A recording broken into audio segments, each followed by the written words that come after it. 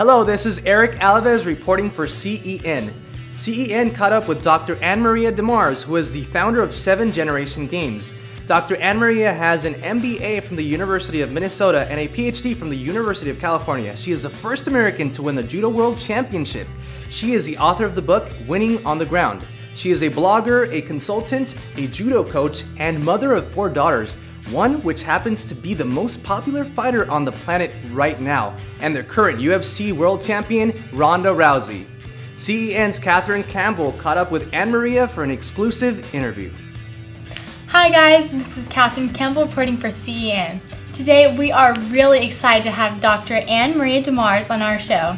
AnnMaria, thank you so much for taking the time to chat with us. With your daughter skyrocketing to the top of the UFC, and Sports Illustrated has even said she's the world's most dominant athlete, tell us what this has been like for you as a mom, knowing that you had a huge part in all this. Well, it's been kind of a roller coaster. I just love Ronda to death. I mean, like anybody with their kids, she's a great person. People don't even know. She's kind, she's generous, she's the hardest working person you'd ever meet. She's really talented, so you know, all of that's been wonderful. There's also been difficulties. You know, you mentioned the Junior Worlds, the Olympics. There have been people around like the Pedros in Boston who really helped and taught her judo a lot. So there's been a lot of people that helped her. But there's also been a lot of people that tried to take advantage of her. It was, I think in a way, it's been tough for her being successful young, because then from a young age, you have people around you that don't necessarily have your best interest at heart. So yeah. It's been great to see her be successful, but it's always been a concern about just, I wish sometimes she had an easier life. Yeah, I understand how you'd feel that. So I've read this week in ESPN and other media outlets that you've voiced your opinion on having a displeasure with Ronda's coach. Can you tell us a little bit about that? Well, if you read the book, My Fight, Your Fight, that she wrote with Maria, it pretty much lays it out from the beginning right there, where I teach judo. Kids come into South LA where I teach. They're 11, 12 years old. They've never done judo before. They step on the mat, and I do the best that I can to help them, because they're someone's kid and they're deserving of respect because they overcame their fears. They come in here, they're willing to work, and that's what everyone deserves. Ronda, before she ever met Edmund, was a junior world gold medalist, multi-time Pan American gold medalist, bronze medalist in the Olympics, silver medalist in the World Championships.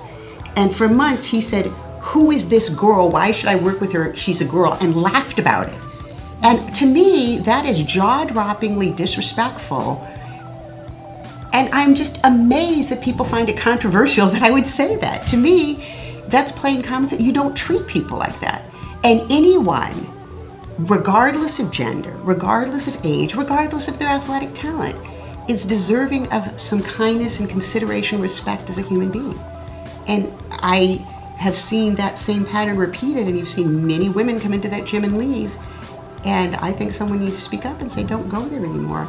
And Ron is a wonderful, smart, talented, beautiful person who succeeds on her own merits. And I think she deserves every accolade. Yes, ma'am, I agree with you 100%. 7 Generation Games. They're like push-ups for your brain. We'd love to hear about how you started creating video games and what 7 Generation Games is all about. The name 7 Generation Games came from a friend of mine, Dr. Eric Lange, who's from the Spirit Lake Dakota Nation in North Dakota. And he talks a lot about how in Native American culture, people try to consider the impact of their decisions, not just for today, but for the 7th generation from now. That if you, for example, are a terrible parent and you beat your child, then that's going to impact how they grow up. And it's going to impact how they are as a parent. And that will probably impact their children and so on. And on the other hand, with our games, for example, we try to change that trajectory that so many people have with math, where at a certain age you start thinking, I'm no good at math, I suck at it, I'm bad in school, school sucks, I'm going to drop out as soon as I can get out of here. And they go in one direction. And that person, when they have kids, that's going to have a negative impact on their children that they don't have an education, and on their children. If we could intervene in it and say, you know, you can play this game and it'll actually explain stuff to you, and if you're not sure, you can get a hint, and if you're still not sure, you can get more of an explanation. And you're doing it by yourself, so it's not other kids know that you're behind, and it doesn't matter what age you are, you can still play it, you can download it and play it at home.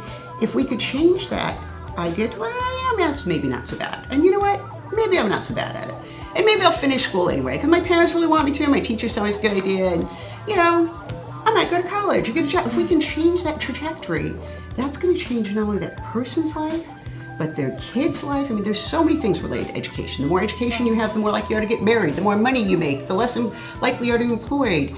So changing someone's progress in education can change them and change the future generation. So that's where it came from. Well, that's a very good point. I could see how that would help a lot. So is it your goal to get your games in as many schools and classrooms as possible? Our games, as common in schools as a textbook. If our games were in every classroom, that would make a difference. And you only get one life. You know, my late husband passed away. He was 3 years younger than I am now. And so I think that kind of gives you a perspective on things. We have so much technology that's wonderful, and what do we do with it? We use it to get on the internet and snipe about, well, I don't like your gray hair, or stupidity like that. Why don't we use it, all these brilliant people we have and their talents, to make things better? So I agree. Well, I can tell you firsthand that these games will be cool and educational in any classroom. I love playing them myself. AnnMaria, thank you so much for talking with us. You're very welcome.